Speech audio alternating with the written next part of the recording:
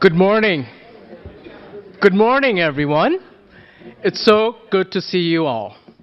I'm Romel Mustafa, Professor of Business Economics and Public Policy, and I'm also the Director of the Lawrence National Center for Policy and Management at Ivy Business School of Western University. On behalf of the Center's Advisory Council, our team, as well as Ivy Business School and Western University, I would like to welcome you to the 2022 Policy Summit, Realizing Canada's Potential in an Era of Global Volatility. This summit marks the 20th anniversary of the Lawrence National Center, and we're delighted, very delighted, that you're able to join us at this important event. At the outset, let us acknowledge that our summit is taking place on the traditional and unceded territory of the Algonquin Nation. We also acknowledge that Ivy Business School and Western University are situated on the traditional lands of Anishinaabeg, Haudenosaunee, Lunaipiwak, and Adawandarun peoples on lands connected with the London Township and Sombra Treaties of 1796 and the Dish with One Spoon Covenant Wampum. All these lands continue to be home to diverse indigenous people, whom we recognize as contemporary stewards of the lands and vital contributors to our society. Now, we've gathered at this wonderful venue in the heart of our capital, just a few steps away from the Parliament Hill, with a purpose. After all, we are living in rather interesting times, perhaps too interesting. Canada faces substantial disruptive forces, from price instability to talent scarcity, fallouts from geopolitical conflicts, fourth industrial revolution, and net zero imperatives, just to name a few. And what's more, when these forces began to intensify, Canada's long-term growth was already projected to decline. Against this backdrop, our nation confronts a fundamental challenge. How can governments, businesses, and other key stakeholders work cooperatively and collaboratively towards building resilience in our economy that also generates sustained growth and ensures the future prosperity for our citizens? Keeping this overarching challenge in mind, we have convened thought leadership representing our key stakeholders from across Canada to construct what we hope to be a powerful policy dialogue, one that will be purposeful in advancing two important areas of focus: innovation and human capital, which, as you know, are fundamental sources of growth, resilience, and prosperity. Our purpose today is not merely to explore and examine the key issues affecting Canada's innovation landscape and human capital. What we also want to achieve today is to generate some concrete, actionable policy ideas that the stakeholders see as priorities, can rally around, and drive action, and in the process contribute towards a dynamic and robust Canada.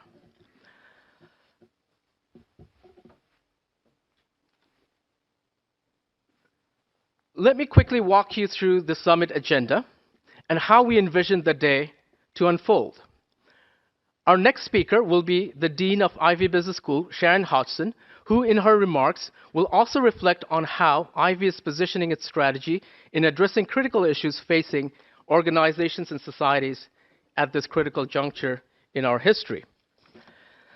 After the Dean's remarks, we will invite the Chair of the Lawrence National Center's Advisory Council and the former Governor of Bank of Canada, Stephen Poloz, to deliver his keynote speech. This keynote speech will set the stage for our conversation for the rest of the day. How do we realize Canada's potential in this era of global volatility through harnessing innovation and enhancing human capital? On innovation, we'll zero in on the challenge Canada faces in taking inventions to market and scale up. The first panel discussion is constructed to draw out sectoral perspectives on opportunities and obstacles in scaling innovations and bringing socioeconomic impact. The second panel, we will take a different angle to the problem from the perspective of the role that innovation ecosystems play in commercializing inventions and scaling. Prior to lunch, we will celebrate the legacy of the late Jack Lawrence, who inspired the establishment of this center. We will have a special conversation, a fireside chat, with Thomas D'Aquino. Tom was the founding chair of the Lawrence National Center's Advisory Council and plans to share with us some stories of his friendship and collaboration with Jack, including why Jack became such an advocate for bridging the gaps between government and business. After lunch, we convene again, this time with two panels back to back on the topic of investing in people. Panel 3 brings industry insights into major shifts in skills demand and changing nature of work, delineating the labor force needed for the future. Panel 4 will examine pathways through which we can grow and build resilient workforce that increases opportunities for everyone. As you can see, Panel 3 brings perspectives on developing human capital from the labor demand side. Panel 4 draws out perspectives from the labor supply side. All 4 panels will delve into key issues and priorities within their respective topics, and importantly, offer actionable policy ideas. Our final panel, Panel 5, is focused on the summation and synthesis of issues and ideas that will have emerged from the earlier panels. This discussion will be led by Perrin Beatty, President and CEO of Canadian Chamber of Commerce, who also serves on the Advisory Council of the Lawrence National Center. Now, the topics of innovation and human capital are at the heart of what we do here at Lawrence National Center. Established in 2002, the Lawrence National Center, or LNC as we call it, has the distinction of being the only public policy center within a leading business school in Canada. LNC's broader mandate is to explore ways in which Canada can unlock its competitive advantage with current focus on 3 pillars: digital, trade, and social infrastructure, all of which, as you know, have important implications on innovation and human capital. Our center is tasked with, 1, to advance policy on important issues around the pillars through research and thought leadership. 2, support the awareness and training of our students in policy issues. And 3, develop outreach initiatives for impact, including through dissemination of research and organizing policy dialogues. By the way, each project we have worked on has strong implications for bridging government and business in developing sound policy. Jack Lawrence's mantra for a collaborative approach to policymaking is deeply encoded into the center's DNA. As all of you know, organizing an event such as this summit, especially in the post-pandemic environment, is no easy undertaking. First, let me acknowledge the generous support of the Power Corporation of Canada and Mitchell and Catherine Barron Family Foundation, both of whom have a strong commitment to public policy in Canada. Their support has been instrumental in driving the center's research in the mandated pillars, teaching initiatives to develop our future leaders, and outreach, including convening thought leadership. Second, let me extend our deep appreciation to our Advisory Council and the Dean of Ivey Business School. They are a source of inspiration, wisdom, and guidance. Third, let me also thank our distinguished speakers and moderators, many of whom traveled from across Canada just to share their valuable insights with us. We're deeply indebted to you. Finally, the center has a relatively small team of highly motivated, dedicated staff that have worked tirelessly on the summit for the past several months.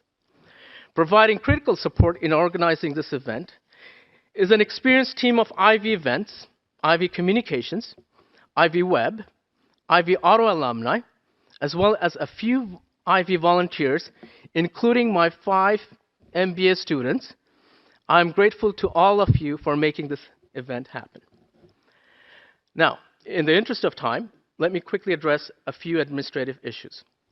Clearly, we have a very distinguished set of speakers who do not need elaborate introductions. Should you wish to learn more about them, please scan the QR code on the printed agenda in your folder, which will take you to the summit website where you will find their bios. We'll keep the introductions short so that we can dedicate more time on the content of our discussion. Now, if you wish to quote or tweet, please be advised that views expressed by our speakers may reflect their personal views and not the views of their organizations. 3, if you'd like to wear a mask, please note that we have masks available at the registration desk outside. Coffee and lunch will be served in the foyer outside this room, where breakfast was also served. Attendees then are welcome to bring food to their tables. For the networking reception in the evening, we will make our way to the Rossi Room, which is a level up and faces the Parliament Hill. We will have volunteers ushering you to the Rossi Room.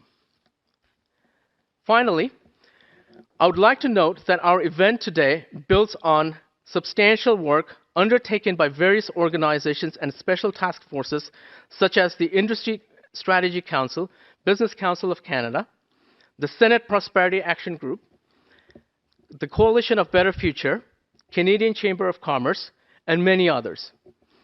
Canada has a vibrant community of policy research institutes and organizations, all committed to helping decision makers make better public policies that benefit all Canadians.